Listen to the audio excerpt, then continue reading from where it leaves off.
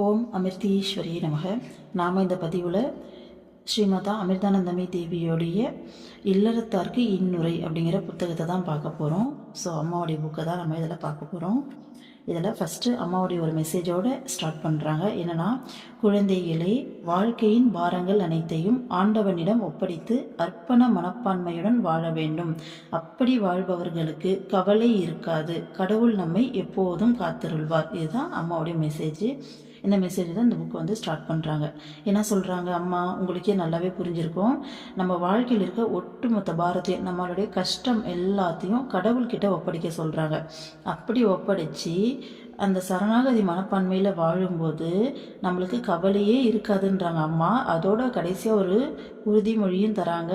கடவுள் நம்மை எப்போதும் காத்தருள்வார். நம்மளை கடவுள் வந்து விட்டுற மாட்டார். அப்படி ஒப்படைக்கிறதால கண்டிப்பாக காப்பாற்றியே தீருவார் அப்படின்னு சொல்லிட்டு அம்மா வந்து உறுதி தராங்க. ஓகேங்களா? இந்த விஷயத்த சொல்லும்போது எனக்கு ஒரு 2 விஷயம் ஞாபகம் வருது. ஏன்னா அம்மா எப்பயுமே சொல்கிறது உண்டு. இப்போது நம்ம ஒரு ட்ரெயினில் போகிறோம் அப்படின்னா நம்மளுடைய லக்கேஜ் எல்லாத்தையும் நம்ம தலை மேலே தூக்கி வச்சுட்டு இருக்க வேண்டிய அவசியம் கிடையாது. ஓகேங்களா?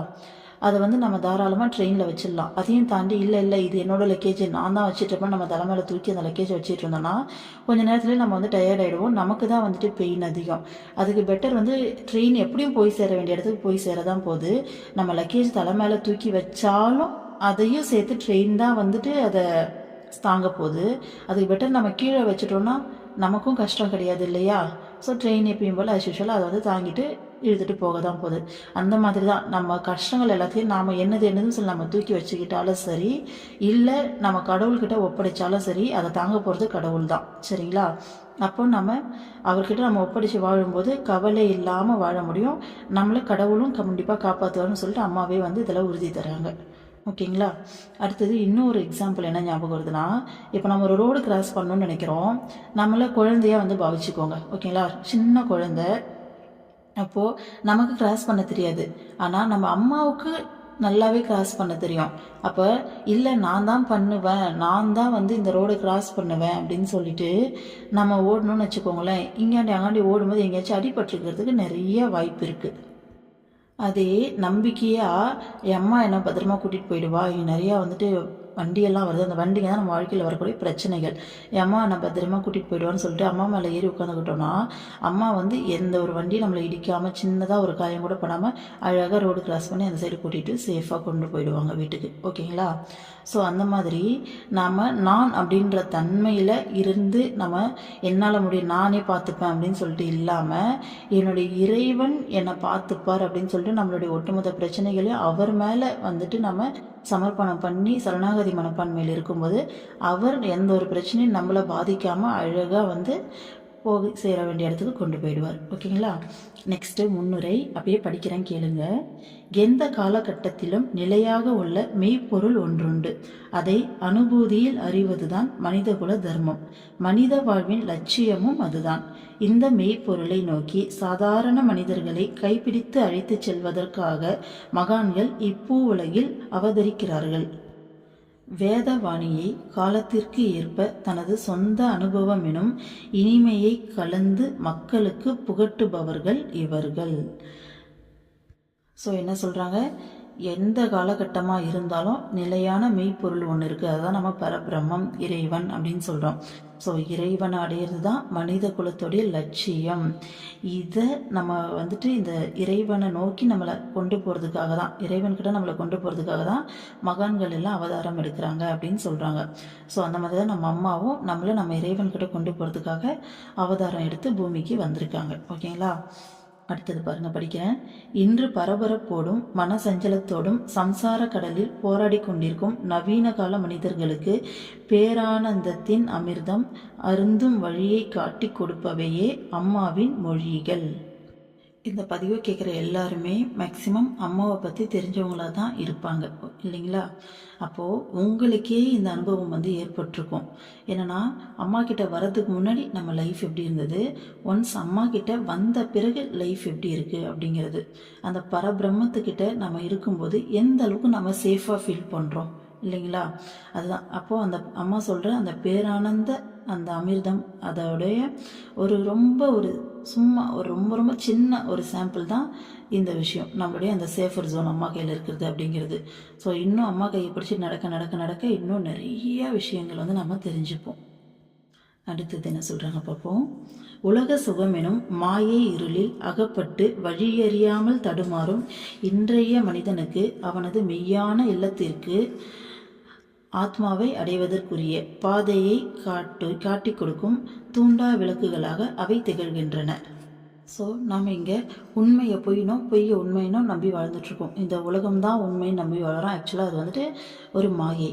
நம்ம ஆத்மா தான் வந்து பார்த்திங்கன்னா இந்த மறுஜென்மம், ஆத்மா, இந்த கர்மா இதெல்லாம் உண்மையாக அதெல்லாம் பொய் அப்படின்ற மாதிரி நினச்சி நம்ம வாழ்கிறோம். பட் அதெல்லாம் தான் உண்மை இல்லையா? அம்மாவுடைய அருள்மொழிகள், உபதேசம்பதம் எல்லாத்துலேயுமே நம்ம கேட்டிருப்போம் மேம் போடுறதுல. ஸோ அம்மாவுடைய எல்லா விதமான இந்த அட்வைசஸுமே எப்படி இருக்குன்னா, நம்மளை அந்த ஆத்ம அனுபூதி நிலையை அடையிறதுக்கான, அந்த மெய்ப்பாதையை அடையிறதுக்கான ஒரு அட்வைஸாக தான் இருக்கும் அப்படின்னு சொல்கிறாங்க. அடுத்தது பாருங்கள். நம் வாழ்வையே ஒரு முறை கவனித்து பாருங்கள். வாழ்வின் பரமமான லட்சியத்தை மறந்திருப்பது மட்டுமல்ல, மெய்ஞானத்தை பெறுவதற்கான சூழ்நிலையும் தற்போது இல்லை. மோசமான நிலையிலுள்ள இன்றைய சமூக வாழ்வை சீர்திருத்துவதற்கு இல்லற தர்மத்தை காலத்திற்கு ஏற்ற வகையில் வடிவமைக்க வேண்டும். அதற்கு வாழ்வை பற்றிய சரியான உணர்வை ஏற்படுத்துவதுடன் ஆத்மானுபூதி பெறும் வகையில் வாழ்வை முறைப்படுத்துவதும் மிக அவசியமாகும். ஆமாம் இல்லையா? இதில் சொல்கிறது கண்டிப்பாக உண்மை இல்லையா? இப்போ இருக்க காலகட்டம் வந்து பார்த்திங்கன்னா, நம்மளை வந்துட்டு கடவுளை நோக்கி பயணப்படுறதுக்கான எந்த ஒரு சாத்தியக்கூறுகளுமே இல்லை. எந்த அளவுக்கு வந்து பார்த்திங்கன்னா மாயையில் மூழ்கி இருக்க முடியுமோ அந்தளவுக்கு மாயையில் மூழ்கி இருக்கக்கூடிய ஒரு கலியுகமாக இருக்குது. அப்போ இந்த டைமில் வந்து பார்த்திங்கன்னா நம்ம வாழ்க்கையே சீர்திருத்தணும். இப்போ இருக்க சுச்சுவேஷனுக்கு ஏற்ற மாதிரி நம்மளுடைய இல்லற தர்மத்தை மாற்றணும். அப்படி வச்சா மட்டும் தான் கடவுளை நோக்கி பயணப்பட முடியும். அதுக்காக தான் அம்மா வந்து இந்த புத்தகத்தில் கம்ப்ளீட்டாக வந்து இன்ஸ்ட்ரக்ஷன் கொடுத்துருக்காங்க. நம்ம எப்படியெல்லாம் வாழணும் அப்படிங்கிறதுக்கு. எப்படியெல்லாம் வாழ்ந்தால் அந்த மெய்ப்பொருளான இறைவனை நம்மளால் அடைய முடியும் அப்படின்றதுக்கான கம்ப்ளீட் இன்ஸ்ட்ரக்ஷன் வந்து இந்த புத்தகத்தில் வந்து இருக்குது. ஓகேங்களா? அடுத்தது பாருங்கள்.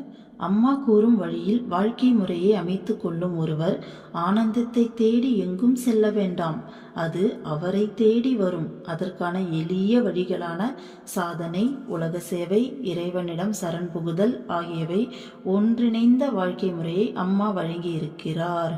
பாருங்க எவ்வளோ சூப்பராக சொல்கிறாங்க. நம்ம தேடி போக வேண்டாமா அந்த பேரானந்தத்தை, அதுவே நம்மளை தேடி வருமா. அம்மா சொல்கிற மாதிரி இதில் இருக்குது, இந்த புத்தகத்தில் இருக்கிற மாதிரி வாழ்ந்தோம் அப்படின்னா. ஓகேங்களா? அதுக்கு தேவையான என்னெல்லாம் சாதனை பண்ணணும், எந்த மாதிரியான சேவைகள் நம்ம பண்ணணும், இறைவன்கிட்ட எந்த மாதிரி சரணாகதி அடைஞ்சு நம்ம வந்து வாழணும் அப்படிங்கிற எல்லா விஷயத்தையும் அம்மா இந்த புத்தகத்தில் சொல்கிறாங்களாமா. இது எல்லாத்தையும் நம்ம ஃபாலோ பண்ணிட்டோம் அப்படின்னா இறைவனே நம்மளை தேடி வருவார் அப்படின்றாங்க. எவ்வளோ பெரிய விஷயம் இல்லை? படிக்கும்போதே சூப்பராக இருக்குது. அடுத்தது பார்ப்போம். அம்மா நம் இதய கோயிலில் ஏற்றும் இந்த தீபத்தை தினசரி அனுஷ்டானம் என்ற எண்ணெய் ஊற்றுவதன் மூலமே அணைந்து விடாமல் காக்க முடியும். தமோகுணம் நிறைந்த இந்த யுகத்தை ஒளி நிறைந்ததாக செய்வதில் நம்முடைய எளிமையான பங்கை நிறைவேற்ற நமக்கு சக்தி நல்க வேண்டும் என்று அம்மாவிடம் பணிவுடன் வேண்டிக் கொள்வோம். ஸோ அம்மா இந்த புத்தகத்தில் சொல்லி கொடுத்துட்றாங்க. ஓகேங்களா? அப்போ அம்மா வந்து நம்மளோட இதயத்தில் ஒரு தீபம் மாதிரி இந்த விஷயத்தை ஏற்றிடுறாங்க. ஆனால் இது எப்படி, இப்போ நம்ம ஒரு நாளைக்கு வந்துட்டு ஒரு விஷயத்தை கேட்போம், நம்மளை மாற்றிக்கணும்னு நினைப்போம், நம்ம லைஃப்பை மாற்றிக்கணும்னு நினைப்போம். ஆனால் அந்த வைப் வந்துட்டு அடுத்தடுத்த நாள் அப்படியே குறைஞ்சிரும் இல்லையா? ஸோ அந்த மாதிரி குறையாமல் எப்படி அப்படியே மெயின்டைன் பண்ணி நம்ம கடவுளை போய் அடையணும் அப்படின்னா தினசரி அனுஷ்டானம் என்ற எண்ணெய் ஊற்றுவதன் மூலமேன்னு சொல்லியிருக்காங்க. ஸோ அனுஷ்டானம் அப்படின்னா என்னென்னா டெய்லி செய்யக்கூடிய ஆன்மீக பயிற்சிகள். ஓகேங்களா? So daily day to day லைஃப்பில் என்ன மாதிரியான ஆன்மீக பயிற்சிகள்லாம் செய்ய முடியுமோ அதெல்லாம் செஞ்சு அதன் மூலமாக தான் நம்ம இந்த அம்மா ஏற்றினா இந்த தீபத்தை வந்து அணையாமல் நம்ம வந்து பாதுகாக்கணும் அப்படின்னு சொல்கிறாங்க. அதே மாதிரி இன்னொரு வார்த்தை சொல்லியிருக்காங்க, தமோகுணம் நிறைந்த இந்த யுகம்னு. உண்மையான உண்மை இல்லையா? கலியுகத்தில் நம்ம மனசுக்குள்ளேயே தமோகுணம் தான் வந்து பார்த்திங்கன்னா நிறைஞ்சிருக்காது. அம்மா ஒரு புக்கில் வந்து சொல்லியிருப்பாங்க. மகாபாரதம் நடந்த காலத்தில் வந்து எதிரி வந்து பார்த்திங்கன்னா ஃபஸ்ட்டு கடவுள் இந்த உலகத்தை படைக்கும்போது சத்தியுகமாக இருந்தான், எதிரியே கிடையாதான், எல்லாருமே நல்லவங்களாக இருந்தாங்களாமா. அடுத்த யுகத்தில் வந்து பார்த்திங்கன்னா எதிரி வந்து பார்த்திங்கன்னா கொஞ்சம் தூரத்தில் இருந்தாங்களாமா. இந்த மகாபாரதம் அப்படின்ற காலகட்டத்திலாம் வீட்டுக்குள்ளேயே எதிரிகள் வர ஆரம்பித்தாங்களாமா. பட் இந்த கலியுகத்தில் எதிரி எங்கேயுமே இல்லையாமா, நமக்குள்ளேயே தான் இருக்காங்களாமா, நம்ம மனசுக்குள்ளேயே அந்த எதிரி வந்துட்டாங்களாமா. ஸோ அந்த எதிரியை தான் முதல்ல நம்ம அழிக்கணும்னு சொல்லுவாங்க அம்மா. அந்த மாதிரி இந்த கலியுகம் வந்து தமோகுணம் நிறைஞ்சு போயிருக்கு. அப்போது இதை வந்து பார்த்திங்கன்னா நம்ம மாற்றி நமக்கு இதில் வந்துட்டு ஆத்ம அனுபூதி அடையணும் அப்படின்னு சொல்லிட்டு அம்மா கிட்ட நம்ம வந்துட்டு பணிவோடு வேண்டிக்கணும் அப்படின்னு சொல்கிறாங்க. ஸோ இதில் வந்துட்டு என்னால் முடிஞ்ச அந்த நான் கிடையாது, என் வழியாகவே அம்மா தான் செய்கிறாங்க அப்படின்ற நினைப்போட அம்மா கிட்ட வந்து பிரார்த்தனை பண்ணணுமா, நம்முடைய எளிமையான பங்கையும் நிறைவேற்றத்துக்கு சக்தி கொடுங்கம்மா அப்படின்னு சொல்லிட்டு அம்மா கிட்ட பிரார்த்தனை பண்ணணும் அப்படின்னு சொல்கிறாங்க. ஸோ இதுக்கப்புறம் ஒரு 9 பேஜஸ் வந்துட்டு அம்மா வந்து குழந்தைகளுக்கு அப்படின்னு சொல்லி மெசேஜ் கொடுத்துருக்காங்க. அதுக்கப்புறமா தான் நம்ம இல்லறத்தில் எப்படியெல்லாம் வாழணும்னு சொல்லிட்டு பாயிண்ட் பை பாயிண்ட்டாக வந்துட்டு அம்மா வந்துட்டு சொல்லி கொடுத்துருக்காங்க. ஸோ இதை முடிச்சுட்டு அடுத்ததுக்கு போயிடலாம். ஓகேங்களா? குழந்தைகளே, நம் உடல் நிலையற்றது, அது எந்த வினாடியும் அழியக்கூடியது. மனித பிறவி எத்தனையோ பிறவிகளுக்கு பிறகு கிடைப்பதாகும். விலங்குகளைப் போல் வாழ்ந்து இதை பாழாக்கினால் மீண்டும் புழு பூச்சிகளாக பிறக்க நேரிடும். நம் மனதில் எண்ணற்ற ஆசைகள் உள்ளன. அவற்றை நிறைவேற்றுவதற்காக முயற்சி செய்து இறுதியில் அவை நிறைவேறாமல் துன்பப்படுகிறோம். இவ்வாறு காலத்தையும் ஆரோக்கியத்தையும் விரயம் செய்வதால் ஒரு பயனும் இல்லை. மன அமைதிதான் நமக்கு தேவை, அதுவே மிக பெரிய செல்வம். குழந்தைகளே, செல்வத்தால் மன அமைதி பெறலாம் என்று கருத வேண்டாம். குளிர்சாதன வசதியுள்ள அறையில் வாழ்பவர்கள் அதற்குள்ளேயே தற்கொலை செய்து கொள்வதில்லையா? மேலை நாடுகளில் உலகியல் செல்வங்களும் அனைத்து சுகபோகங்களும் இருந்தும் மக்களுக்கு சிறிதும் நிம்மதி இல்லை. இன்பமும் துன்பமும் நம் மனதை பொறுத்தவை, அவை புறப்பொருட்களை சார்ந்தவை அல்ல. சொர்க்கமும் நரகமும் பூமியில்தான் உள்ளன. ஒவ்வொரு பொருளுக்கும் கொடுக்க வேண்டிய மதிப்பையும் அதன் உபயோகத்தையும் உணர்ந்து அதற்கேற்ப வாழ்ந்தால் நாம் துன்பப்பட தேவையில்லை. இவ்வுலகில் எப்படி வாழ வேண்டும், பிரச்சனைகளை எப்படி எதிர்கொண்டு திருப்தியாக வாழ்க்கை நடத்த வேண்டும் என்று கற்றுத்தரும் கல்வியே ஆன்மீகம். இது மனதை பண்படுத்தும் கல்வியாகும். இதைத்தான் முதலில் நாம் கற்க வேண்டும். இவ்வுலகில் உள்ள ஒவ்வொரு பொருளின் நன்மை தீமைகளை அறிந்து நிலையான இன்பத்தை அளிக்கும் வழியை நாம் பின்பற்ற வேண்டும். ஆன்மீக லாபத்திற்காக முயற்சித்தால் மட்டுமே ஆனந்தத்தை அனுபவிக்க முடியும். அம்மா எவ்வளோ அழகாக சொல்லியிருக்காங்க பாருங்கள். இதில் ஃபஸ்ட்டு நம்மளுடைய உடல் நிலையற்றது, இதில் தான் அம்மா ஸ்டார்ட்டே பண்ணுறாங்க. ஃபஸ்ட்டு வேர்டு இதுதான் வருது. ஆமாம், நம்ம உடல் நிலையற்றது நமக்கும் தெரியும், ஆனால் அடிக்கடி நம்ம அதை மறந்துடுவோம் இல்லையா? மறந்துட்டு வந்து பார்த்தீங்கன்னா இந்த உடல் நிலையானது அப்படின்ற மாதிரியே நம்ம வந்து பார்த்திங்கன்னா நிறைய விஷயம் வந்து யோசிக்க ஆரம்பிச்சிருவோம். ஸோ அங்கே தான் வந்து நம்ம லாக் ஆகிறோம். ஸோ அம்மா ஃபஸ்ட்டு பாயிண்ட்டே அதுதான் போடுறாங்க. நம்மளுடைய உடல் வந்து நிலையே கிடையாது, எந்த செகண்ட் வேணாலும் அது அழியலாம் அப்படின்றாங்க அம்மா. ஓகேங்களா? அதே மாதிரி பல பிறவிகளுக்கு அப்புறம் தான் நமக்கு மனித பிறவியே கிடைக்குதாம்மா. இதையும் நம்ம வேஸ்ட் பண்ணோன்னா திரும்பவும் நம்ம புழு பூச்சியாக பிறக்க நேரிடும்னு சொல்கிறாங்க அம்மா. ஸோ அம்மா வந்து பார்த்திங்கன்னா என்ன சொல்கிறது, எல்லாமே தெரிஞ்சவங்க. அம்மா வந்து பார்த்திங்கன்னா இறைவன் இல்லையா, இறைவனே அவதாரமாக வந்திருக்க ஒரு அவதாரம் அம்மா. ஸோ அம்மாவே இதை சொல்கிறாங்கன்னா அப்போ இது எந்த அளவுக்கு உண்மை இல்லையா? அப்போது நம்ம இந்த பிறவி வேஸ்ட் பண்ணிட்டோம்னா திரும்பவும் புழு பூச்சியாக கூட பிறக்கிறதுக்கான வாய்ப்பு நிறையவே இருக்குது அப்படின்றாங்க. அதனால் வேஸ்ட் பண்ணாமல் கடவுளை நோக்கி பயணப்படணும் அப்படின்றாங்க. அடுத்தது, இந்த கலியுகத்தில் நம்ம எதனால் கஷ்டப்படுறோம் அப்படிங்கிறதே அம்மா வந்து சொல்கிறாங்க. நமக்கு நிறைய ஆசை வருது, அதை நம்ம எப்படியாச்சும் வந்து நிறைவேற்றணும் அப்படின்னு சொல்லிட்டு நம்ம அதுக்காக நிறையா வந்து ட்ரை பண்ணுறோம், நிறையா முயற்சி பண்ணுறோம். அப்படி பண்ணும்போது சப்போஸ் அந்த ஆசை நிறைவேறலை அப்படின்னா உடனே நமக்கு என்ன வருது, கஷ்டம் வந்துடுது இல்லைங்களா? ஸோ நம்ம லைஃப் லாங் இதே தானே செய்கிறோம். ஒரு விஷயத்துக்கு ஆசைப்படுறோம், சப்போஸ் அது கிடைச்சிருச்சுன்னா நமக்கு நிரந்தரமான சந்தோஷம் கிடைக்குதா? கிடையவே கிடையாது. அடுத்தது என்ன பண்ணோம், நம்ம மனசு அதை அடைஞ்சு அந்த சந்தோஷம் கொஞ்சம் நேரம் அனுபவிக்கிறோமோ இல்லையோ அடுத்த விஷயத்துக்கு ஆசைப்பட ஆரம்பிச்சிடும். அடுத்த விஷயத்துக்கு அப்படின்ற மாதிரி மனசு வந்து ஓடிக்கிட்டே இருக்கும். அப்போ அம்மா என்ன சொல்கிறாங்கன்னா, மன அமைதி தான் நமக்கு தேவை, மன நிம்மதி தான் உண்மையான செல்வம் அப்படின்றாங்க. சப்போஸ் செல்வத்தால் ஓகேங்களா மன அமைதி நமக்கு கிடைக்கும் அப்படின்னா எத்தனையோ பணக்காரங்க இன்னும் யூஎஸ் யூகேலாம் வந்து பார்த்திங்கன்னா எவ்வளோ ஃபுல்லாக அந்த நாடே நல்லா வளமான நாடாக இருக்குது, அங்கே இருக்க எல்லாருமே பணக்காரங்களாகவே இருந்தாலுமே அவங்க வந்து பார்த்திங்கன்னா நிறைய கஷ்டப்படுறாங்க இல்லையா. அப்போ பணத்தில் எங்கே வந்துட்டு சந்தோஷம் இருக்குது, செல்வத்தில் எங்கே சந்தோஷம் இருக்குதுன்னு சொல்லிட்டு அம்மா கேட்குறாங்க. நம்ம நினச்சிக்கிறோம் நம்ம வந்து கொஞ்சம் வறுமையாக இருக்கும், இந்த வறுமை போயிட்டு நம்ம கொஞ்சம் செல்வந்தர் ஆகிட்டோம்னா நம்ம நிம்மதியாக இருக்கலாம்னு நினைக்கிறோம். ஆனால் ஆல்ரெடி அந்த ஸ்டேட்டில் இருக்கவங்க நிம்மதியாக இருக்காங்களா? கிடையவே கிடையாது. அப்போ இது நம்மளுடைய ஒரு பிரம்மை. பணம் வந்துட்டால் நம்ம லைஃப் வந்துட்டு நல்லா இருந்துரும், சந்தோஷமாக இருந்துருவோம் அப்படிங்கிறது நம்மளுடைய ஒரு கற்பனை, சரிங்களா. ஸோ நம்மளுடைய சந்தோஷமும் கஷ்டமும் வெளியில் இருக்க திங்ஸில் கிடையாது, நமக்குள்ளே தான் இது இருக்குது. நம்மளோட மனநிலையை மாற்றினாலே இருக்கிறத வச்சு எல்லா நேரமும் சந்தோஷமாக வந்து இருக்க முடியும் அப்படின்னு அம்மா சொல்கிறாங்க. அதே மாதிரி சொர்க்கமும் நரகமும் பார்த்திங்கன்னா பூமியில் தான் இருக்குது, வேறு எங்கேயும் கிடையாது. சொர்க்கம் நரகம்னு சொல்லிட்டு தனியாக ஒரு உலகம்லாம் கிடையாது, எல்லாமே பூமியில் தான் இருக்குது. ஒரு பொருளுக்கு எந்த அளவுக்கு நம்ம முக்கியத்துவம் கொடுக்கணும், அது எந்த அளவுக்கு அதுக்கு இம்பார்ட்டன்ஸ் கொடுக்கணும், அது எந்த அளவுக்கு நம்ம பயன்படுத்தணும் அப்படிங்கிற விஷயத்தை நம்ம தெரிஞ்சுக்கிட்டாலே இந்த உலக வாழ்க்கையில் நம்ம கஷ்டப்பட மாட்டோம் அப்படின்றாங்க அம்மா. ஸோ நம்ம லைஃப்பில் வரக்கூடிய ப்ராப்ளம் எல்லாத்தையும் எப்படி நம்ம டேக்கிள் பண்ணணும் அப்படிங்கிறத கற்றுக் கொடுக்குறது தான் இந்த ஆன்மீக கல்வி. நம்ம மனசை பக்குவப்படுத்துறது, ஓகேங்களா. இங்கே எதுவுமே கிடையாது, நம்ம மனசை தான் கம்ப்ளீட்டாக பக்குவப்படுத்துவாங்க. அப்போது பொருட்கள் பின்னாடி ஓடாமல் ஆன்மீக லாபத்துக்காக நம்ம முயற்சி செய்யும்போது மட்டும்தான் உண்மையான ஆனந்தத்தை அனுபவிக்க முடியும் அப்படின்னு அம்மா சொல்கிறாங்க. அடுத்தது பாருங்கள், 60 அல்லது 80 வருடங்கள் வாழ்ந்து விட்டோம் என்பதால் மட்டும் நம் பிறவி முற்று பெறுவதில்லை.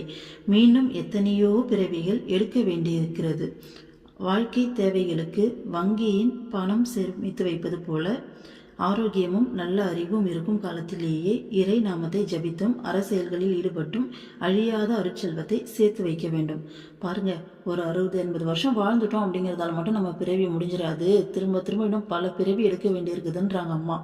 அப்போது நம்ம தேவைக்கு வந்து நம்ம பேங்க்கில் பணம் போட்டு சேர்த்து வைக்கிறோம் இல்லையா, நம்ம லைஃப்பை வந்து ரன் பண்ணுறதுக்காக பேங்க்கில் பணம் சேர்க்குறோம். அந்த மாதிரி நம்ம நல்லா ஹெல்த்தியாக இருக்கும்போதே நிறைய அரசியல்கள் அதாவது சேவையெல்லாம் நிறையா செஞ்சு இடைவிடாமல் இறை நாமத்தை வந்து ஜபிக்கணும் அப்படின்றாங்க. ஸோ இதெல்லாம் வந்து பார்த்திங்கன்னா நமக்கு அருள் வாழ்க்கைக்கு, இந்த பொருள் உலக வாழ்க்கைக்குள்ள அருள் உலக வாழ்க்கைக்கு நம்ம சேர்த்து வைக்கிற அருள் செல்வம் அப்படின்றாங்க. பொருள் செல்வம் இந்த உலகத்தில் வாழ்கிறது தேவைப்படுற மாதிரி நம்ம இந்த உலகத்தை விட்டு வெளியில் போகும்போது நமக்கு அருள் செல்வம் வந்து நம்ம சேர்த்து வைக்கணும். அப்போ வந்து நம்ம கணக்கில் அந்த அருள் செல்வத்தை நம்ம இப்படி ஹெல்த்தியாக வாழும்போதே சேர்த்து வைக்கணும்னு அம்மா சொல்கிறாங்க. அடுத்தது பாருங்கள், பெற்றோரும் குழந்தைகளும் உறவினரும் நமக்கு எப்போதும் துணை என்று எண்ணிவிட வேண்டாம். அதிகபட்சம் நாம் இறக்கும் வரைதான் அவர்கள் கூட இருப்பார்கள். நாம் 100 நல்ல செயல்கள் செய்திருந்தாலும் ஒரு தவறு செய்துவிட்டால் மனிதர்கள் நம்மை அறவே ஒதுக்கி விடுவார்கள். ஆனால் 100 தவறுகள் செய்து ஒரே ஒரு நல்ல செயல் செய்தாலும் இறைவன் நம்மை அன்போடு ஏற்றுக்கொள்வார். குழந்தைகளே, அதனால் கடவுள் மீது மட்டும் பற்று வையுங்கள், அனைத்தையும் அவனிடம் ஒப்படையுங்கள். குழந்தைகள் வளர்ந்து தங்களது சொந்த பலத்தில் வாழ ஆரம்பித்து அவர்களுக்கு திருமணமும் முடிந்து விட்டால் நாம் இறை சிந்தனையிலும் அறச்செயல்களிலும் மூழ்கி வாழ வேண்டும். முடிந்தால் ஆசிரமங்களிலோ குருகுலங்களிலோ எஞ்சிய காலத்தை கழிக்கலாம். குழந்தைகளை நினைத்து சும்மா வருந்துவதால் நமக்கு பயனில்லை, அவர்களுக்கும் பயனில்லை. மாறாக இறைவனை எண்ணி நாம ஜபம் செய்தபடி நாட்களை கழித்தால் நமக்கும் நம் குழந்தைகளுக்கும் மட்டுமின்றி 7 தலைமுறை நிச்சயம் பயனடையும். ஸோ அம்மா என்னெல்லாம் சொல்கிறாங்க பாருங்கள், இதில் எவ்வளோ நுணுக்கமான விஷயங்களை சொல்கிறாங்க பாருங்கள். நம்மளுடைய குழந்தைங்களும் நம்மளுடைய சுற்றி இருக்க சொந்த பந்தமும் எப்பயுமே நமக்கு ஸ்ட்ராங்கான துணை அப்படின்னு சொல்லி நினைக்கக்கூடாது. அதிகபட்சமாக இருந்தால் கூட நாம் இறக்குற வரைக்கும் தான் அவங்களால துணையாக இருக்க முடியும். ஆமாம் தானே, இறந்து நம்ம ஆன்மா வெளியில் போயிட்டா அவங்களால இங்கேருந்து நினச்சி வருந்த முடியுமே தவிர நமக்கு துணையெல்லாம் வர முடியாதுல்ல. அப்போ எல்லா இடத்துலையும் நமக்கு துணையாக இருக்கிறது இறைவன் மட்டும்தான். இந்த இடத்துல ஒரு சின்ன விஷயம் எனக்கு ஞாபகம் வருது. என்னென்னா, நம்ம ஒரு பஸ்ஸில் போயிட்டே இருக்கோம். ஆக்சுவலாக நம்ம போயிட்டு நம்ம வீட்டுக்கு போகணும், ஓகேங்களா? அதுக்காக பஸ்ஸில் ஏறி உட்காரோம். பஸ்ஸில் ஏறி உட்காரும்போது பக்கத்தில் இருக்கவங்ககிட்ட நம்ம எப்பயுமே பேசுவோம் இல்லையா? அப்படி பேசி பழகும்போது நமக்கு யாராச்சும், ஐயோ எனக்கு வீட்டுக்கு போகவே மனசு இல்லை, உங்கள் கூட பழகிட்டேன், எனக்கு உங்கள் கூடவே இருக்கணும் போல் இருக்குது, எனக்கு வீடோ இல்லை அங்கே என்னோடய அப்பா அம்மா யாருமே எனக்கு வேணாம், எனக்கு நீங்கள் தான் வேணும்னு எப்பயாச்சும் சொல்லுவோமா? இது எவ்வளோ முட்டாள்தனமாக இருக்குல்ல கேட்குறதுக்கே. இப்படி தான் நம்ம வாழ்ந்துட்டுருக்கோம், ஓகேங்களா? நம்மளுடைய உண்மையான அப்பா அம்மா நம்ம வீடு வந்து பார்த்திங்கன்னா இறைவன், ஓகேங்களா? ஸோ இறைவன் கூட போயிட்டு ஐக்கியமாகிறது தான், அதுதான் நம்மளுடைய உண்மையான வீடு. இந்த மனித பிறவி அப்படிங்கிறது ஒரு பஸ்ஸு ட்ராவல் மாதிரி. இங்கே வந்திருக்க நம்மளுடைய ஹஸ்பண்டு, ஒய்ஃபு, குழந்தைங்க, அப்பா அம்மா எல்லாருமே வந்து பார்த்திங்கன்னா கோ ட்ராவலர்ஸ், ஓகேங்களா? ஸோ இங்கே வந்துட்டு இவங்க கூட பற்றில் மாட்டிக்கிட்டு நான் இறைவன்கிட்ட போக மாட்டேன், எனக்கு வந்து பார்த்திங்கன்னா இந்த லைஃப் ரொம்ப ஜாலியாக இருக்குது, நான் இங்கேயே இருந்துடுறேன் அப்படின்றது, பஸ்ஸில் ஏறி உட்காந்து பக்கத்தில் இருக்கவங்க கூட அவங்க தான் வேணும்னு அடம் பிடிச்சா எந்த அளவுக்கு முட்டாள்தனமோ அந்த அளவுக்கான முட்டாள்தனம் தான் இது, ஓகேங்களா? ஸோ சொல்லணும்னு தோணுச்சு. அடுத்து அம்மா என்ன சொல்கிறாங்க பாருங்கள், மனுஷங்க அப்படிங்கிறவங்க நம்ம 100 நல்லது செஞ்சாலும் ஒரே ஒரு தப்பு செஞ்சால் வெறுத்துருவாங்க. இது உண்மைதான் இல்லையா? நம்மளே அனுபவிச்சிருப்போம், யோசிச்சு பார்த்தா தெரியும். ஆனால் கடவுள் அப்படின்றவர் நம்ம 100 தப்பு செஞ்சாலும் ஒரு நல்லது செஞ்சால் நம்மளை அன்போடு ஏற்றுக்குவார் அப்படின்றாங்க. எக்ஸாம்பிள் பார்க்கலாமா? நம்ம லைஃபே எடுத்துக்கோமே, எங்கேயும் போக வேண்டாம். நம்ம லைஃப்பில் பிறந்ததுலேருந்து எவ்வளோ விஷயங்களில் எவ்வளோ நாள் வந்து கடவுளை மறந்துட்டு வாழ்ந்துருப்போம், எவ்வளோ கஷ்டப்பட்டிருப்போம். கஷ்டம் தாங்க முடியாமல் ஒரு லெவலில் வந்துட்டு கடவுளே இறைவா எனக்கு எதுவும் வேணாண்டா சாமி நீ மட்டுமே போதும்னு சொல்லி நின்று அந்த செகண்ட் இறைவன் நம்ம லைஃப்குள்ளே என்ட்ரு ஆயிருப்பார். இது நிறைய பேர் அனுபவப்பட்டிருப்பீங்கன்னு நினைக்கிறேன். ஸோ இறைவன் எப்பயுமே நமக்காக காத்துக்கிட்டு இருக்காரு. நம்ம எப்போ வந்துட்டு அவருக்கு வந்துட்டு அவரை நம்ம கூப்பிடுவோம் அப்படிங்கிறதுக்காக காத்துக்கிட்டு இருக்காரு. ஸோ நாம் தப்பே செஞ்சாலும் நம்ம என்ன பண்ணாலும் நம்மளை வந்துட்டு இறைவன் ஏற்றுப்பார். ஸோ திரும்ப திரும்ப சான்ஸ் கொடுத்துக்கிட்டே இருப்பார் நம்மளை திருத்திக்கிறதுக்கு. நமக்காக அவர் வெயிட் பண்ணுவார். ஸோ நம்ம 100 தப்பு செஞ்சாலும் ஒரே ஒரு நல்லது செஞ்சால் போதும், நம்மளை வந்து கடவுள் ஏற்றுப்பார் அப்படின்றாங்க. இது துளசிதாசருடைய கதையில் கூட வரும். துளசிதாசர் அப்படிங்கிறவர் மிகப்பெரிய ராம பக்தர். அவர் வந்து ராமாயணத்தை ரொம்ப எளிமையான மொழியில் வந்துட்டு ஃபஸ்ட்டு எழுதினவர் அவர் தான். ஸோ அவரோட கதையில் ஒருத்தர் வந்து கொலை பண்ணிடுவார். பட் ஆனால் கொலை பண்ணிவிட்டு ரொம்ப தவிப்பார். நான் இந்த மாதிரி தப்பு பண்ணிட்டேனே சொல்லி ரொம்ப ரோடாக சுற்றுவார். அப்போ வந்து துளசிதாசர் வந்துட்டு அவர் கண்ணில் படும்போது அவர்கிட்ட வந்துட்டு கேட்பார், ரொம்ப தாகமாக இருக்குது தண்ணி வேணும்னு சொல்லி. ஏன்னா அவர் கொலை பண்ணவர், தப்பு பண்ணவர்ன்றதால அவருக்கு யாரும் தண்ணி கூட தரமாட்டாங்க. அப்போ இவர் வந்து தண்ணி தருவார். தண்ணி கொடுக்கும்போது நான் உங்கள் கூடவே வந்துட்டுமா அப்படின்னு சொல்லிட்டு கேட்பார். நான் தெரியாமல் தப்பு செஞ்சுட்டேன், எனக்கு வந்துட்டு உங்கள் இவ்வளோ பெரிய மகானாக இருக்கீங்க, உங்கள் பாத நிழலில் எனக்கு அந்த இடம் கிடைச்சா நான் என் தப்புக்கான பிராய்ச்சித்தம் எனக்கு கிடைக்கும்னு நினைக்கிறேன் அப்படின்னு சொல்லுவார். சுற்றி இருக்க எல்லாருமே வேணாம் சொல்லுவாங்க. ஆனால் துளசிதாசர் வந்துட்டு அதை வந்து ஏற்றுப்பார். அப்படி ஏற்றுக்கிறதால அவர்கிட்ட வந்துட்டு டெய்லி ராமாயணம் கேட்க வர யாருமே வரமாட்டாங்க. இந்த மாதிரி அவருக்கு நிறைய பிரச்சனைகள்லாம் வரும். இருந்தாலும் பரவாயில்லன்னு சொல்லிட்டு துளசிதாசர் அவரோட தர்மத்திலேருந்து நகர மாட்டார். அப்போது அவர் வந்து அந்த கொலை பண்ண அவருக்கு வந்து ராமநாமத்தை சொல்லி தருவார். எந்த நேரமும் ராமநாமத்தை ஜபிச்சுக்கிட்டே இருக்கு, நீ வந்துட்டு தூய்மை அடையவ அப்படின்னு சொல்லிட்டு. அப்போது துளசிதாசருடைய ஆப்போனண்ட்டாக இருப்பாங்க இல்லையா, அவங்களாம் என்ன பண்ணுவாங்கன்னா, நீ பண்ணது தப்புன்னு சொல்லிட்டு அவர்கிட்ட வந்துட்டு ஊரை விட்டு வெளியே போகணுன்ற மாதிரி வந்து சொல்லுவாங்க. அப்போ வந்து ஒரு டாஸ்க் வந்து வைப்பாங்க. அங்கே இருக்க சிவன் கோவிலில் இருக்கக்கூடிய காசியில் இருக்கக்கூடிய சிவன் கோவிலில் இருக்கக்கூடிய நந்தி பகவான் வந்து இவன் கையால் புல்லை வந்து வாங்கி சாப்பிட்டுட்டாருன்னா, அங்கே இருக்கக்கூடிய சிலை வந்து அந்த புல்லை வாங்கி சாப்பிட்டுட்டா இவன் வந்து தூய்மை அடைஞ்சிட்டான் அப்படின்னு நாங்கள் ஒத்துக்கிறோம். ஏன்னா துளசிதாசர் சொல்லுவார், ராமநாமத்தை சொல்லி இவன் தப்பு பண்ணியிருக்கலாம், ஆனால் ராமநாமத்தை இடைவிடாமல் இவன் சொல்லிட்டு இருக்கிறதால இவன் தூய்மை அடைஞ்சிட்டான்னு சொல்லுவார். அப்போது இந்த மாதிரி ஒரு டாஸ்க் வரும்போது சரி ஓகேன்னு சொல்லிட்டு கோவிலில் போவாங்க. போயிட்டு உண்மையாலுமே எல்லாரும் உருகி ராம் ராம் ராம்னு சொல்லிட்டு எல்லாரும் சேர்ந்து சொல்லும்போது நிஜமாலுமே அந்த சிலை வந்துட்டு வாயை திறந்து இவர் கையால் கொடுக்கக்கூடிய அந்த புல்லை வந்துட்டு வாங்கி சாப்பிடும். நிஜமாலுமே நந்தி பகவான் அதை ஏற்றுப்பார். அப்போது ஒரு தெரியாமல் செஞ்ச அந்த கொலை குற்றம் இருக்கு இல்லையா, அதை நான் செஞ்ச தப்பு தான் அப்படின்னு சொல்லிட்டு ஒருத்தன் உணர்ந்து வருந்தி ராமநாமத்தை சொல்லும்போது கொலை குற்றத்தையே கடவுள் வந்து மன்னிச்சு ஏற்கிறார். அதுக்குன்னு சொல்லி நம்ம வேணுனே தப்பு செய்யலான்னு நான் சொல்ல வரல. யார் ஒருத்தரும் வேணுனே செய்ய மாட்டாங்க இல்லையா, அந்த ஒரு எமோஷனில் அவங்களே அறியாமல் அந்த அறியாமையில் அப்படி தானே ஒவ்வொருத்தரும் வந்துட்டு செஞ்சுட்டு அதுக்கப்புறம் வந்துட்டு வருத்தப்படுறாங்க.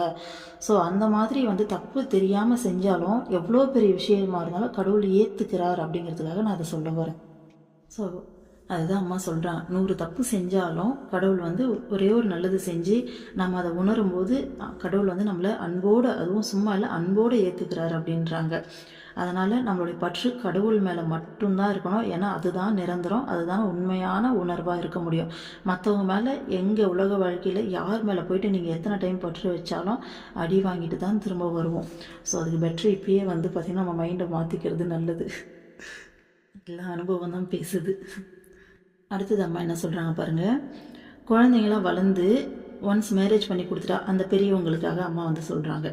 ஓகேங்களா, மேரேஜ்லாம் முடித்த பிறகு ஐயோ என் பையன் வந்துட்டு இப்படி இருக்கான் அப்படி இருக்கான், என்ன இதை பண்ணலையே அதை பண்ணலையே அப்படின்னு சொல்லிட்டு குறை பேசிக்கிட்டு இல்லாமல் கம்ப்ளீட்டாக அறச்செயல்கள் நல்ல செயல்கள்லேயும், அதாவது சேவையில் அந்த மாதிரியான நல்ல செயல்கள்லேயும் முடிஞ்சால் ஆசிரமத்துக்கு குருகுலத்துக்கு போயிட்டு சொல்கிறாங்க அம்மா. இங்கே இருந்தோன்னா கண்டிப்பாக நம்ம மைண்டு திரும்ப திரும்ப இதுக்குள்ளேயே வரும். அதனால் முடிஞ்சால் வந்துட்டு கிளம்பிட்டோம். ஏன்னா அந்த காலகட்டத்தில் நம்ம கேள்விப்பட்டிருப்போம், ராஜாலாம் வந்து பார்த்திங்கன்னா அரச பதவியை துறந்து கடைசி காலத்தில் தவம் பண்ண போயிடுவாங்க. வடக்கிருந்து உயிர் நீத்தார் அப்படின்னு சொல்லிட்டு நம்ம புக்கிலலாம் நிறைய படிப்போம். காட்டுக்குள்ளே வந்துட்டு கடைசி காலத்தை வந்துட்டு அந்த தவ வாழ்க்கையை மேற்கொண்டுட்டு போயிடுவாங்க. ஸோ அந்த மாதிரி நம்மளால் அப்படியெல்லாம் இந்த காலகட்டத்தில் போக முடியாது. அட்லீஸ்ட் நம்ம வீட்டில் இல்லாமல் ஆசிரமம் குருகுலம் அந்த மாதிரி போயிட்டோன்னா இன்னும் நம்ம கொஞ்சம் ஆன்ம லாபத்தை அதிகமாக அடையலாம் அப்படின்றதுக்காக அம்மா சொல்ல வராங்க. ஓகேங்களா, குழந்தைகளை நினச்சி சும்மா தேவையில்லாமல் டைம் வேஸ்ட் பண்ணாமல் நம்மளை வந்துட்டு இறைவனை நினச்சி நம்ம நாம ஜபம் எழுதுறது, நாம ஜபம் படிக்கிறது, சொல்கிறது இப்படின்ற மாதிரி கடவுளுடைய நினைவில் நம்ம நாட்களை கழிச்சோன்னா பாருங்கள், நமக்கு மட்டும் இல்லையாம்மா 7 தலைமுறைக்கு பயன் கிடைக்குமாம்மா அம்மா சொல்கிறாங்க. அம்மாவே வாயை திறந்து சொல்கிறாங்க. நம்ம இந்த மாதிரியான ஒரு ஆன்மீக வாழ்க்கையை வாழறதால நம்ம நினைப்போம், நமக்கே கூட நிறைய நேரங்களில் நம்ம பிள்ளைங்களை நினச்சி நம்ம வீட்டில் இருக்கவங்களாம் நினச்சி பயம் வரும். நிறைய டைமில் நம்ம இவங்கெல்லாம் வந்துட்டு பத்திரமா இருப்பாங்களா, என்னாகும் ஏதாகும் சொல்லி 1008 கொஸ்டின் நம்ம மைண்டில் வரும். அம்மா பாருங்கள், நம்ம ஒருத்தர் நம்ம இறை நாமத்தை சொல்லிட்டு இறைவன் நினைப்பிற இருக்கிறதால 7 தலைமுறை பயனடையுன்றாங்க. அப்போ நம்ம வீட்டில் இருக்கவங்கள நம்மளை சுற்றி இருக்கவங்கள பார்த்துக்க மாட்டாங்களா பாருங்கள். ஸோ நாம் இறைவனோட நினைவில் இருந்தால் 7 தலைமுறையே அம்மா பார்த்துப்பான்னு சொல்கிறா. இனிமேல் நாம் எந்த காலகட்டத்திலையும் எந்த ஒரே ஒரு செகண்ட் கூட நம்ம வீட்டில் இருக்கவங்களை நினச்சி நம்ம வந்து பயப்படுறதோ கவலைப்படுறதோ பண்ணக்கூடாது. கண்டிப்பாக அம்மா பார்த்துப்பாங்க. 7 தலைமுறையே பார்த்துக்கிறேன்னு சொல்கிறவங்க நம்ம இப்போ கரண்ட்டில் இருக்கவங்கள பார்த்துக்க மாட்டாங்க, கண்டிப்பாக பார்த்துப்பாங்க. ஸோ நம்ம அந்த நம்பிக்கையை இன்னும் நிறைய வளர்த்துக்கணும். ஓம் அமிர்தீஸ்வரி நமக. நாம் இந்த பதிவில் அடுத்தது பார்ப்போம். குழந்தைகளே, கடவுளிடம் முழுமையான சரணாகதி மனப்பான்மையுடன் பிரார்த்தனை செய்ய வேண்டும். ஆன்மீக தத்துவங்களை புரிந்து கொண்டு வாழ்க்கை நடத்த வேண்டும். ஃபஸ்ட்டு முழுமையான சரணாகதி மனப்பான்மை அப்படின்னா என்னன்னு சொல்லி பார்ப்போமா. நம்ம லைஃப்பில் என்ன நடந்தாலும் இறைவனுடைய கட்டுப்பாட்டில் தான் நடக்குது. இறைவன் தான் இந்த சூழ்நிலையை நம்ம வாழ்க்கையில் அனுமதிச்சிருக்காரு. ஏதோ ஒரு காரணத்துக்காக தான் இதை அனுமதிச்சிருக்காரு. ஸோ அப்படின்னு சொல்லிட்டு வரக்கூடிய அந்த சுச்சுவேஷன்ஸை முழுமையாக ஃபஸ்ட்டு நம்ம ஏற்றுக்கணும். ஏன்னா உங்கள் லைஃப்லேயே யோசிச்சு பாருங்கள், இதுக்கு முன்னாடி பல சுச்சுவேஷன்ஸை நம்ம தாண்டி வந்திருப்போம். அந்த சுச்சுவேஷன்ஸை ஃபேஸ் பண்ணும்போது இது என்னடா இது இவ்வளோ பெரிய பிரச்சனைன்னு சொல்லி அது கூட நம்ம பயங்கரமாக போராடி இருப்போம். பட் இன்னைக்கு நம்ம யோசிச்சு பார்த்தோம்னா அந்த சுச்சுவேஷன்ஸால தான் இன்னைக்கு நம்ம நல்லா இருக்கோம், இன்னைக்கு இந்த வழியில் இருக்கோம், ஆன்மீகத்தில் ஒரு குரு கிடைச்சி. ஸோ இறைவனோடு இந்த அளவுக்கு நெருக்கமாக நம்ம ட்ராவல் பண்ணுறதுக்கு அந்த சூழ்நிலைகள் தான் முழுமையான காரணன்றதை நம்ம நல்லாவே உணர்ந்திருப்போம். ஃபைனல் ரிசல்ட்டாக இறைவன் கூட இந்தளவுக்கு நெருக்கமாக பயணம் பண்ணும்போது நமக்கு எவ்வளவு சந்தோஷமாக இருக்குது. ஸோ அதனால் எந்த ஒரு சூழ்நிலை வந்தாலும் அதை எதிர்க்காமல் நாம் அதை அக்செப்ட் பண்ணிக்கணும். இறைவனை முழுமையாக நம்புறது. என்னுடைய இறைவன் இந்த சூழ்நிலையே என்னுடைய வாழ்க்கையில் அனுமதிச்சிருக்காருன்னா கண்டிப்பாக அதுக்கு ஒரு காரணம் இருக்கும் அப்படின்னு சொல்லிட்டு முழுமையாக நம்புறது. கண்டிப்பாக அந்த மாதிரியான சூழ்நிலையில் நம்ம கடந்து வரும்போது அடுத்த லெவலுக்கு அதுலேருந்து ஒரு அனுபவம் கிடைக்கும். அடுத்த லெவலுக்கு வந்துட்டு நம்ம உயர்வோம். ஸோ இதுதான் முழுமையான சரணாகதி மனப்பான்மை. ஓகேங்களா, சூழ்நிலைகளை எதிர்க்கக்கூடாது. அடுத்தது ஆன்மீக தத்துவங்களை புரிஞ்சுட்டு வாழ்க்கை நடத்தணும்னு அம்மா சொல்கிறாங்க. ஆன்மீக தத்துவங்கள் என்ன? நம்ம அம்மா தான் நமக்கு நிறைய ஆன்மீக தத்துவங்கள் எல்லாத்தையும் சொல்லி கொடுத்துட்டே இருக்காங்க இல்லையா அவங்களுடைய புக்ஸில். ஸோ அது எல்லாத்தையும் நம்ம ஃபாலோ பண்ணாலே போதும். அடுத்தது பாருங்கள், இறைவனை அடையும் நோக்கத்துடன் அவனை அடைக்கலம் புகுந்தால் நமக்கு தேவையானவை அனைத்தும் நம்மை வந்தடையும். ஒன்றிற்கும் குறைவு ஏற்படாது. அரண்மனை கருவூலத்தின் காவலனை வசப்படுத்தினால் ஒரு பூசணிக்காய் கிடைக்கலாம். ஆனால் அரசனின் அன்புக்கு பாத்திரமாகிவிட்டால் கருவூலத்தின் பொருள்கள் அனைத்தும் கிடைக்கும். பால் கிடைத்தால் அதிலிருந்து தயிர், மோர், வெண்ணெய் ஆகிய அனைத்தும் கிடைக்கும். அதுபோல இறைவனை தஞ்சமடைந்தால் ஆன்மீக வளர்ச்சியும் உலகியல் முன்னேற்றமும் ஏற்படும். இறை சிந்தனையோடு கூடிய அற வாழ்க்கையால் நமக்கும் நம் குடும்பத்திற்கும் சமூகத்திற்கும் நலன் ஏற்படும். அம்மா என்ன சொல்கிறாங்க பாருங்க, இறைவனை அடையிற நோக்கத்தோடு இறைவனை அடைக்கலம் புகணும். எனக்கு இது வேணும், அது வேணும், கார் வேணும், பங்களா வேணும் அப்படின்ற நோக்கத்தோடு இறைவன்கிட்ட போகாமல், இறைவா எனக்கு நீங்கள் தான் வேணும் அப்படிங்கிற மனப்பான்மையோடு நம்ம இறைவன்கிட்ட நம்ம போகும்போது எதுக்குமே குறை ஏற்படாதுன்னு சொல்லிட்டு அம்மாவே அஷூரன்ஸ் தராங்க. இதுக்கு மேலே நமக்கு என்ன வேணும்? இதுக்கு லிவிங் எக்ஸாம்பிள் நம்ம அம்மாவே எடுத்துக்கலாமா? ஏன்னா அம்மாவுடைய வாழ்க்கை வரலாறு நம்ம படிச்சிருப்போம். எப்படி இருந்த அம்மா இன்னைக்கு இந்த அளவுக்கு இருக்காங்க. அம்மா இறைவன் தான், இல்லைன்னு சொல்ல. ஆனால் இருந்தாலும் அம்மாவே நம்ம எக்ஸாம்பிளாக எடுத்துக்கலாம்ல, ஒன்றும் தப்பு இல்லைல்ல. ஸோ அந்த அளவுக்கு இருந்தவங்க இன்னைக்கு எந்த அளவுக்கு இருக்காங்க. ஸோ அதுதான் இறைவனுடைய சக்திங்கிறது. அம்மா இறைவனே வேணும்னு சொல்லி இருந்து இறைவனாக மாறின பிறகு இன்னைக்கு எவ்வளோ அழகாக வந்துட்டு எல்லாத்துலேயுமே சக்ஸஸ்ஃபுல்லாக இருக்காங்க இல்லையா? ஸோ அம்மா அளவுக்கு இல்லைனாலும் நம்ம இந்த குடும்ப வாழ்க்கையில் இருக்கோம், நம்ம லெவலுக்கு எடுத்துக்கலாம். அம்மா என்ன சொல்கிறாங்க பாருங்கள், ஒரு அரண்மனை இருக்குன்னா அதில் வாட்ச்மேனை நம்ம கரெக்ட் பண்ணோன்னா நமக்கு ஒரு பூசணிக்காய் தான் கிடைக்கும். ஆனால் அரசனையே நம்ம கரெக்ட் பண்ணிட்டோன்னா ஸோ அந்த அரசன் தான் இறைவன். ஓகேங்களா? இறைவனுடைய அன்புக்கு பாத்திரமாயிட்டா நமக்கு பார்த்தீங்கன்னா ஆன்மீக லாபம் மட்டும் கிடையாது, உலகியல் வாழ்க்கையிலையும் கம்ப்ளீட்டாக நம்மளை வந்துட்டு அவங்க டேக் கேர் பண்ணிப்பாங்க, நமக்கு தேவையான எல்லா விஷயத்தையும் கொடுத்துருவாங்கன்னு சொல்லிட்டு அம்மாவே இங்கே அஷூரன்ஸ் தராங்க. ஸோ ஆன்மீக வாழ்க்கையில் போயிட்டா நம்ம வந்துட்டு ஒரு மாதிரி ரொம்ப கஷ்டத்தில் தான் வாழணும், ரொம்ப சிம்பிளாக தான் இருக்கணும் அப்படின்றதெல்லாம் கிடையாது. உன்னை பார்த்துக்க வேண்டியது இறைவனுடைய பொறுப்பு அப்படின்றாங்க. இறைவனே வாக்குறுதி கொடுத்துட்டார். இதுக்கு மேலே நமக்கு என்ன வேணும் சொல்லுங்கள்? அதுக்கப்புறம் என்ன சொல்லியிருக்காங்க, இறை சிந்தனையோட கூடிய அற வாழ்க்கையால் நமக்கும் நன்மை ஏற்படுமா, நம்ம குடும்பத்துக்கும் நன்மை ஏற்படுமா, சமூகத்துக்கும் நலன் ஏற்படுமா? சமூகத்துக்கு எப்படி நலன் ஏற்படும்? நம்ம நார்மலாக இருக்கும்போது எப்படியெல்லாம் இருந்தோம், இப்போ இறைவன் கிட்ட வந்த பிறகு நமக்குள்ளே எவ்வளவு மாற்றங்கள் வந்திருக்கு. அம்மா நம்மளை வந்துட்டு சேவை செய்யணும், மற்றவங்களுக்கு நல்லது நினைக்கணும், மனசளவுலேயும் ஒரு கெடுதல் நினைக்கக்கூடாது, எளியோரை பார்த்தா உடனடியாக அவங்களுக்கு ஒரு வார்த்தை அன்பாக பேசணும், எவ்வளோ சொல்லித்தராங்க. அப்போ அது எல்லாமே சமூகத்துக்கு நலன் தானே. ஸோ நம்ம வழியாக அம்மா செயல்பட்டு எல்லாத்தையும் செய்கிறாங்க. அடுத்தது பாருங்க, வாழ்க்கையில் ஒழுங்கும் கட்டுப்பாடும் வேண்டும். அப்போதுதான் புறப்பொருட்களின் உதவியின்றி நம்முள் இருக்கும் ஆனந்தத்தை அனுபவிக்க இயலும். ஒரு தேர்வில் வெற்றி பெறுவதற்காகவும் ஒரு வேலை கிடைப்பதற்காகவும் எவ்வளவோ கஷ்டப்படும் நாம் அழியாத ஆனந்தத்திற்காக நமது ஆத்மஸ்வரூபத்தை அறிந்து கொள்வதற்காக இது நாள் வரை முயலவில்லை. இனி மீதமுள்ள காலத்திலாவது இதற்காக பாடுபட வேண்டும். பாருங்க, அம்மா வாழ்க்கையில் ஒழுங்கும் கட்டுப்பாடும் வேணும்னு சொல்கிறாங்க. ஏன்னா இப்போ ஒரு எக்ஸாம் வருது அப்படின்னா நம்ம காலையில் 5 o'clock அலாரம் வச்சா கண்டிப்பாக 5 o'clock எந்திரிச்சு உட்காந்து படிக்க ஆரம்பிச்சிடும். ஏன்னா அப்படி படித்தா மட்டும்தான் அன்றைக்கி போய்ட்டு எக்ஸாமை உருப்படியாக நம்ம எழுத முடியும் அப்படிங்கிறது நமக்கு தெரியும். ஸோ ஆஃப்டர் ஆல் ஒரு எக்ஸாமுக்கு ஒரு வேலை கிடைக்கிறதுக்கு இவ்வளோ கஷ்டப்படுறோமே, உண்மையான நம்மளுடைய ஆத்மஸ்வரூபத்தை அறியறதுக்கு அப்போ நம்ம எவ்வளோ கஷ்டப்படணும். அதனால் ஒழுக்கமாக கட்டுப்பாடோடு இருந்தோன்னா அட்லீஸ்ட் இனிமே இருக்கிற மிச்ச மீதி காலத்துலையாச்சும் நம்ம பார்த்திங்கன்னா இறைவனடைகிறதுக்கான வழியை நம்ம தேடிக்கணும்னு சொல்கிறாங்க அம்மா. ஆமாம் தானே, நமக்கு எப்பயுமே மார்னிங் எந்திரிச்சு ஒரு 1 hour இல்லை அது ஒரு 1.5 hours அட்லீஸ்ட் கடவுள் கூட ஸ்பெண்ட் பண்ணிவிட்டு நம்ம அந்த நாளை ஸ்டார்ட் பண்ணோன்னா ரொம்ப பார்த்திங்கன்னா அழகாக இருக்கும். இப்போ எல்லாரும் எந்திரிக்கிறதுக்கு முன்னாடி ஒரு மணி நேரம் முன்னாடி எந்திரிச்சு நம்ம இறைவனுக்காக நம்ம மார்னிங் கிளாஸ் அட்டன் பண்ணுறவங்க பண்ணுவாங்க, மீதி இருக்கவங்க நார்மலாக ஸ்பெண்ட் பண்ணலாம். அப்படி மார்னிங் கிளாஸ் அட்டன் பண்ணுறவங்களுமே நம்ம என்ன பண்ணலாம், இன்னும் கூட ஒரு 1/2 hour முன்னாடி எந்திரிச்சு ஒரு 1/2 hour நாம் பர்சனலாக இறைவன் கூட ஸ்பெண்ட் பண்ணிவிட்டு அதுக்கப்புறம் அந்த டேவை ஸ்டார்ட் பண்ணால் எப்படி இருக்கும்? காலையில் எழுந்திரிச்சோடனே நமக்கும் இறைவனுக்குமான ஒரு கான்வர்சேஷன் காலங்காத்தால் அவங்களோடான ஒரு இணைப்பு, அதோடு அந்த நாளை ஸ்டார்ட் பண்ணும்போது நாளே பார்த்தீங்கன்னா அவ்வளோ ப்ளசண்ட்டாக இருக்கும். மனசு அப்படியே அமைதியாக குழந்த மாதிரி அப்படியே அமைதியாக இருக்கும். இந்த மனசில் இந்த தேவையில்லாத சத்தம், அந்த ஒரு பதப்பதப்பு அந்த எல்லாம் இல்லாமல் நாள் ஃபுல்லாக காமாக போகும். இது நமக்கு நல்லாவே தெரியும். ஆனால் நம்ம இதை என்னைக்காச்சும் செஞ்சுருக்கோமா?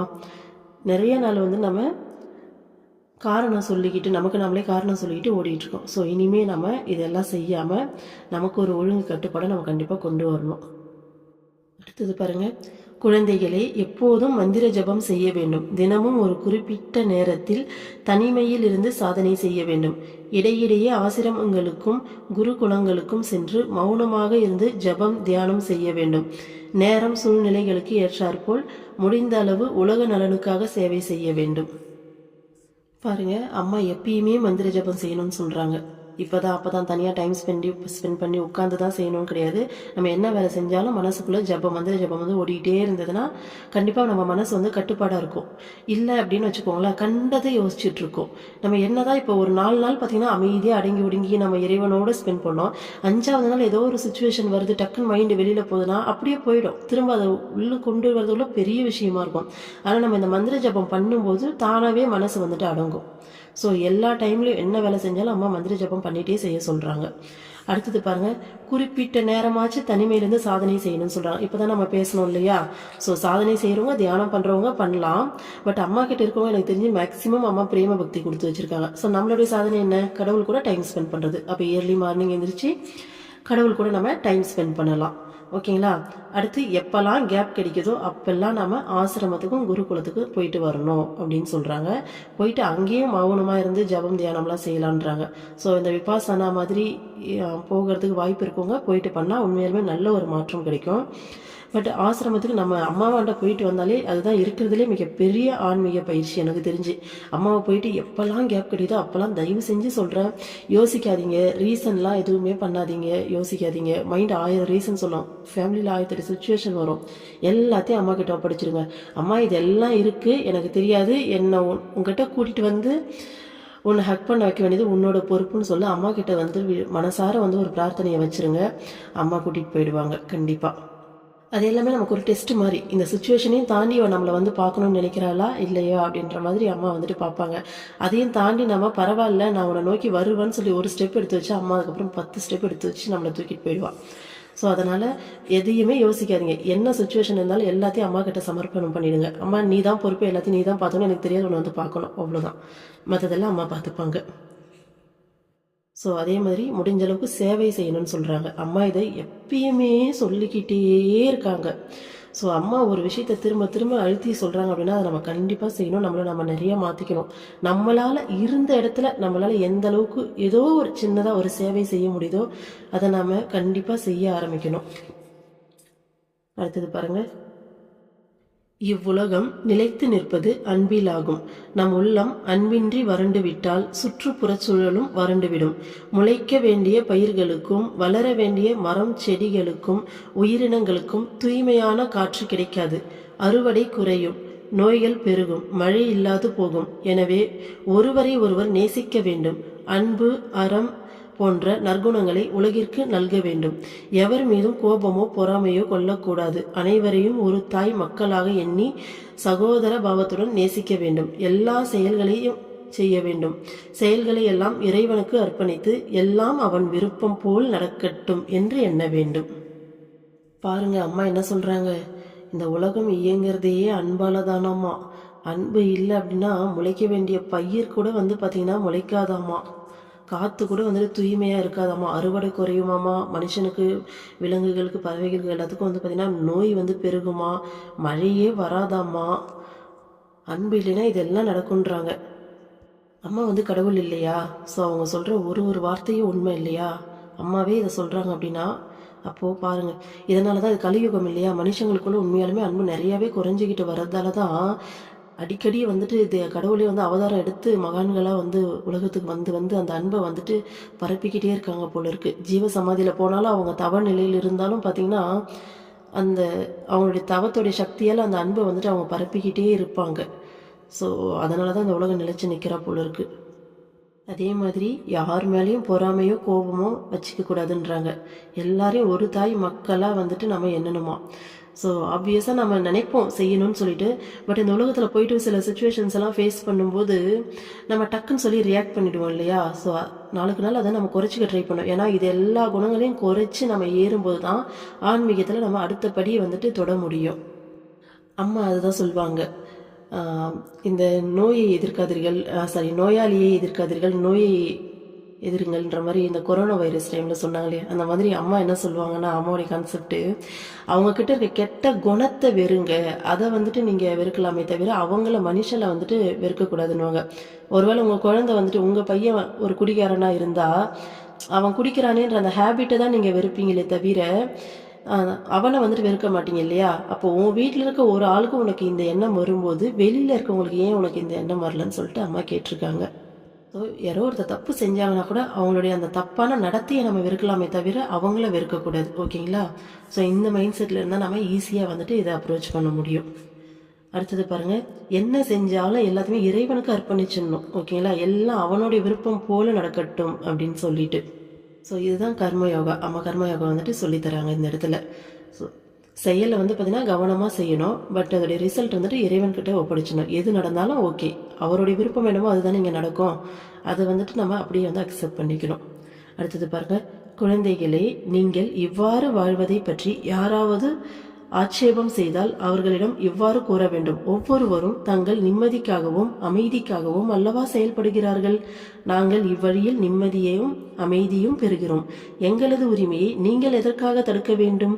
நீங்கள் சுகத்தை தேடி எங்கெல்லாம் அலைகிறீர்கள். போதைப் பொருட்களுக்காகவும் ஆடம்பரத்திற்காகவும் எவ்வளவோ பணத்தை செலவிடுகிறீர்கள். நாங்கள் குருகுலத்திற்கு செல்வதாலும் ஆன்மீக விஷயங்களில் ஆர்வம் காட்டுவதாலும் நீங்கள் ஏன் மனசஞ்சலம் அடைய வேண்டும்? இவ்வாறு வெளிப்படையாக கூறுவதற்கான தைரியம் ஏற்பட வேண்டும். பலவீனமானவர்களாக இருக்கக்கூடாது, தைரியசாலிகளாக வேண்டும். நமது பண்பாட்டை கலாச்சாரத்தை உணர்ந்து கொண்டு அதன்படி வாழ்க்கை நடத்த வேண்டும். பா, அம்மா எப்படி சொல்லியிருக்காங்க பாருங்களேன்.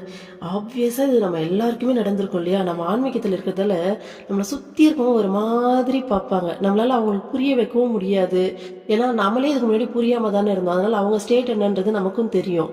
புரிய வைக்கவும் முடியாது. ஆனாலும் என்ன பண்ணுறது, இது எப்படி ஃபேஸ் பண்ணுறதுன்ற மாதிரியான ஒரு குழப்பம் எனக்கே இருக்கு. ஆனால் அம்மா எவ்வளோ தெளிவாக சொல்லிட்டாங்க பார்த்தீங்களா? வா, அம்மா நிஜமாக இன்றைக்கி ஒரு சொல்யூஷன் கொடுத்துட்டாங்க. இனிமேல் நான் இப்படி தான் சொல்ல போகிறேன் யார் கேட்டாலும். சூப்பர் இல்லை? பாருங்கள், எல்லாருமே தன்னுடைய நிம்மதிக்காகவும் அமைதிக்காகவும் தானே போகிறீங்க. எதுக்காக வந்து பார்த்தீங்கன்னா நீங்கள் போதைப்பொருள் யூஸ் பண்ணுறது, இல்லை ஆடம்பரமாக வாழறது, இது எல்லாத்தையும் எதுக்கு சொல்கிறீங்க, எதுக்காக செய்கிறீங்க? நீங்கள் நிம்மதியாக இருக்கணும், அமைதியாக இருக்கணும், ஏதோ ஒரு சந்தோஷம் உங்களுக்கு அதில் கிடைக்கிது இல்லையா? அதுக்காக தானே செய்கிறீங்க. அந்த மாதிரி நாங்கள் ஆசிரமத்துக்கு போகிறோம், இந்த மாதிரி தியானம், இந்த மாதிரி ஆன்மீக செயல்கள்லாம் செய்யும் போது எங்களுக்கு நிம்மதி கிடைக்குது, எங்களுக்கு அமைதி கிடைக்குது. அதனால் அதை நாங்கள் செய்கிறோம். இதில் உங்களுக்கு என்ன பிரச்சனை அப்படின்னு சொல்லி நம்ம தைரியமாக பேசணுமாமா. அவங்க என்ன நினைப்பாங்களோ அப்படியெல்லாம் பயந்துகிட்டு இருக்கக்கூடாதம்மா. இதை வந்துட்டு நம்ம தைரியமாக வெளிப்படையாக பேசணும், தைரியசாலியாக இருக்கணுன்றாங்க அம்மா. வந்து என் குழந்தைங்கள்லாம் இப்படி தான் இருக்கணும்னு சொல்லி நமக்கு சொல்லித்தராங்க பாருங்க. சூப்பர் இல்லை? ஸோ இனிமே யாராச்சும் நம்மளை வந்துட்டு வித்தியாசமாக பார்த்தாங்கன்னா பேசிடலாமா? நம்ம ஏதாச்சும் கேட்டாங்க நம்மக்கிட்ட வந்து அப்படின்னா, இல்லை நம்மளை ஏதாச்சும் ஒன்றுனா நம்ம இந்த மாதிரி வந்துட்டு கண்டிப்பாக தைரியமாக பேசணும். ஓகேங்களா? அடுத்தது பாருங்கள், பிறர் முன்னிலையில் தற்பெருமையாக நடந்து கொள்வதால் பயனொன்றும் இல்லை. அதனால் நம் வாழ்வே பாழாகிறது. மனம் திறந்து பேசுங்கள். நாங்கள் இவ்வழியை தேர்ந்தெடுத்திருப்பது குருட்டு நம்பிக்கையினால் அல்ல, எங்களது மன அமைதிக்காகவே. வீடு கட்டுவது, திருமணம் புரிவது, வேலை செய்வது எல்லாம் நிம்மதியான வாழ்க்கை வாழ்வதற்காக அல்லவா? எங்களுக்கு இந்த வழியில் தான் நிம்மதி கிடைக்கிறது. உலகியலில் உங்களுக்கு நிம்மதி உண்டா? எங்களது குறிக்கோள் மன அமைதியே அன்றி மரணத்திற்கு பின் கிடைக்கும் முக்தியோ சொர்க்கமோ அன்று. குழந்தைகளே, வாழ்க்கையின் பாரங்கள் அனைத்தையும் ஆண்டவனிடம் ஒப்படைத்து அர்ப்பண மனப்பான்மையுடன் வாழ வேண்டும். அப்படி வாழ்பவர்களுக்கு கவலை இருக்காது. கடவுள் நம்மை எப்போதும் காத்தருள்வார். ஸோ நான் முடிஞ்சிருச்சுன்னு நினைச்சேன். அம்மா இன்னும் வந்துட்டு கண்டினியூஸாக பேசுகிறாங்க பாருங்க. நம்ம மனசை எந்த அளவுக்கு அம்மா ஊடுருவி பதில் சொல்கிறாங்க பாருங்க. தற்பெருமையாக நடக்கிறதுனால எந்த ஒரு பிரயோஜனமும் இல்லைன்றாங்க. நம்ம ஏன் மற்றவங்க இதில் இது எல்லாத்தையும் போய் சொல்ல மாட்டேன்றோம்? நம்மளை வந்துட்டு மட்டமாக நினச்சிருவாங்களோ அப்படின்ற ஒரு எண்ணத்தில் தான் நம்ம வந்துட்டு சொல்ல மாட்டேன்றோம் தைரியமாக. அப்போது அதனால் எந்த பிரயோஜனமும் கிடையாதுன்றாங்க. ஓகேங்களா? அவள் லைஃபே வேஸ்ட் ஆகிடும்ன்றாங்க. அதனால் மனசை வந்து திறந்து பேசுங்க அப்படின்றாங்க. நாங்கள் ஒன்றும் இது ஒன்றும் குருட்டு நம்பிக்கையெல்லாம் நாங்கள் ஒன்றும் பண்ணல. நீங்கள் வந்துட்டு வீடு கட்டுறீங்க, கல்யாணம் பண்ணுறீங்க, வேலைக்கு போகிறீங்க, இதில் எல்லாமே நிம்மதியை தேடி தானே ஓடுறீங்க. எதுலையாச்சும் உங்களுக்கு நிம்மதி கிடைக்குதா? உலக வாழ்க்கையில் முழு நிம்மதியாக இருக்குன்னு சொல்லிட்டு ஒரு மனுஷன் வந்துட்டு சொல்கிறோன்னா அது கண்டிப்பாக போய் தானே, அது நமக்கே தெரியும் இல்லையா? ஸோ உங்களுக்கு கிடைக்கல இல்லையா? எங்களுக்கு இதில் நிம்மதி கிடைக்குது நிஜமாலுமே. ஸோ செத்த பிறகு கிடைக்கிற முக்திக்காகவோ சொர்க்கத்துக்காகவோ நாங்கள் ஓடல, வாழும்போது கிடைக்கிற நிம்மதிக்காக நாங்கள் இந்த பாதையை தேர்ந்தெடுத்து ஓடுறோன்றாங்க. செம்ம எக்ஸ்பிளனேஷன் இல்லை? பேசாமல் இது எல்லாத்தையும் நம்ம மெமரி பண்ணிடுவோம். ஏன்னா 1-2 பாயிண்ட் மிஸ் ஆகிடக்கூடாது இல்லை. ஏன்னா அம்மா பாயிண்ட்டாக அடிச்சிருக்காங்க. செம்ம இல்லை பாருங்க. திரும்பவும் அம்மா அதையே சொல்லி முடிக்கிறாங்க. எதில் ஸ்டார்ட் பண்ணாங்களோ அதுலேயே முடிக்கிறாங்க. வாழ்க்கையோட எல்லா பாரத்தையும் ஆண்டவன்கிட்ட ஒப்படைச்சிடுங்க குழந்தைங்களே அப்படின்னு சொல்லிட்டு அர்ப்பண மனப்பான்மையோட வாழணும். அப்படி வாழறவங்களுக்கு கடவுள் இருக்காது. கடவுள் வந்துட்டு கவலை இருக்காது. கடவுள் நம்மளை எப்போதும் காத்திருள்வார் அப்படின்றாங்க. ஸோ ஓரளவுக்கு ஸ்பிரிச்சுவலில் ட்ராவல் பண்ணி வந்தவங்களுக்கு, அதாவது அம்மா கிட்ட வந்துட்டு கொஞ்ச நாள் ஆனவங்களுக்கு இது நல்லாவே புரியும். பட் இருந்தாலும் ஸ்டார்டிங் ஸ்டேஜில் இருக்கவங்களுக்கு இது கொஞ்சம் என்ன இவங்க சும்மா ஆண்டவன்கிட்ட ஒப்படைங்கன்றாங்க, அப்படி இருந்தால் வந்துட்டு கவலை இருக்காது, கடவுள் காப்பாற்றுவார் அப்படின்றாங்க, இது எல்லாமே வெறும் பேச்சாக தானே இருக்குது அப்படின்ற மாதிரி ஒரு ஃபீல் வரலாம் இல்லையா? அது எப்படி கடவுள் காப்பாற்றுவார், பிரச்சனையை நான் எல்லாம் ஃபேஸ் பண்ணுறேன் அப்படின்ற ஒரு ஃபீல் வரலாம் இல்லையா? ஸோ மேக்ஸிமம் ஆனால் எல்லாருமே வேறு லெவலில் தான் இருக்கீங்க. இருந்தாலும் ஒரு எக்ஸாம்பிளோடு நான் இதை எக்ஸ்பிளைன் பண்ணுறேன். லாஸ்ட் டைம் ஆஷ்ரம் போகும்போது எங்கள் காரு வழியிலே வந்து பார்த்திங்கன்னா பிரேக் டவுன். ஓகேங்களா? ஸோ இந்த டைம் எப்பயோட லக்கேஜ் வந்து பார்த்திங்கன்னா கொஞ்சம் எக்ஸ்ட்ராவே காரில் தானே போகிறோன்ற தைரியத்தில் நல்லா எக்ஸ்ட்ராவே எடுத்துகிட்டு போயிட்டோம். கரெக்டாக திண்டுக்கல்லில் போயிட்டு பிரேக் டவுன் காரு. என்ன பண்ணுறதுனே புரியல. ஆனால் எனக்கு நம்பிக்கை மட்டும் இருக்குது. அம்மா ஏதோ லீலை பண்ணுறா, ஏதோ கர்மா கழிக்க ஆரம்பிச்சிட்டாங்க, ஓகே பார்த்துப்போம் அப்படின்ற மாதிரி நம்பிக்கை மட்டும் இருந்தது. ஆனால் என்ன பண்ணுறதுன்னு சொல்லிட்டு சுத்தமாக வந்துட்டு ஒரு ஐடியாவே கிடையாது. சரி ஏதாச்சும் ரெடி பண்ணி எடுத்துகிட்டு போக முடியுமான்னு பார்த்தோம் காரை. ஒன்றுமே பண்ண முடியல. அதுக்கப்புறமா சரி ஓகேன்னு சொல்லிட்டு அங்கேயே ரூம் எடுத்து ஸ்டே பண்ணிட்டோம். ஸோ மறுநாள் காலையில் ரெண்ட்டுக்கு கார் எடுத்து அம்மாவை போயிட்டு பார்த்தாச்சு. பட் இந்த விஷயம் நடக்கும்போது உண்மையாலுமே சொல்கிறேன், நான் பெருமைக்காகலாம் சொல்ல, ஒரு இம்மி அளவு கூட எனக்கு ஐயோ கார் இப்படி ஆயிடுச்சேன்ற ஒரு எண்ணம் கூட எனக்கு வரவே இல்லை. ஏன்னா அம்மா நடத்துகிறா இது எல்லாத்தையும், கண்டிப்பாக அதை பார்த்துக்க வேண்டியது அவளோட பொறுப்பு, அவள் பார்த்துப்பா அப்படின்ட்டு.